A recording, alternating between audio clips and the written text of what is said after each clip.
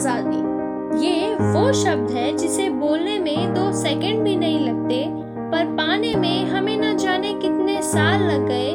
बहुतों का इसमें योगदान था, पर हम बस कुछ को ही जान पाए, क्योंकि कुछ लोगों के नाम इतिहास के किसी कोने में दब गए। और जलियांवाला बाग में हजारों ने अपनी जान गंवाई थी। तभी तो फिर भारतीयों ने अंग्रेजों के खिलाफ आवाज उठाई थी, और यही वो पल था जिसके बाद सब में लड़ने की हिम्मत आई थी। फिर देश के लिए लाखों ने ही सीने पर गोली खाई थी। कोशिश तो बहुत करी, पर वो मुगल हम पर कभी राज ना कर पाए थे।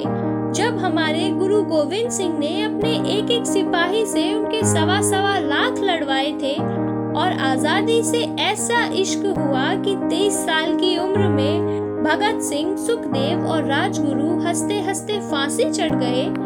अंग्रेजों के हाथों बंदी बनना उन्हें मंजूर न था, इसलिए वो चंद्रशेखर आजाद खुद को गोली मार मर गए। और बहुत मुश्किल से मिली है आजादी, इसलिए इसकी कीमत समझो और तिरंगे की तुम इज्जत करो।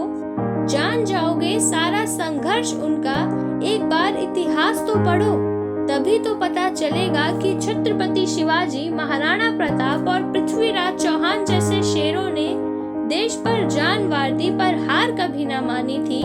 जो बच्चे को पीठ पर बांधकर भी आखिरी सांस तक लड़ी, वो कोई और नहीं बल्कि झांसी वाली रानी थी। और एक बात जो हर भारतीय ने अपने दिल में ठानी थी कि करना पड़े चाहे कुछ भी, पर ये आजादी हमें पानी थी। बहुत सहे थे कौड़े उनके और बहुत करी गुलामी थी, पर आने वाली वो जिंदगी अब आजाद होकर ही बितानी थी।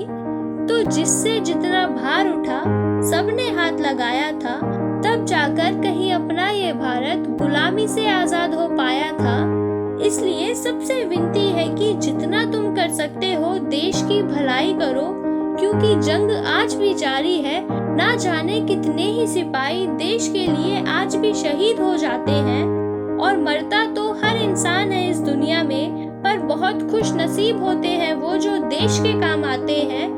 और देश की शान के लिए कितनी ही माँओं ने अपने जवान बेटे खोए, और ना जाने कितनी पत्नियों के मांग का सिंदूर मिटा था, तब जाकर कहीं अपना वो तिरंगा आसमान में लहराता दिखा था।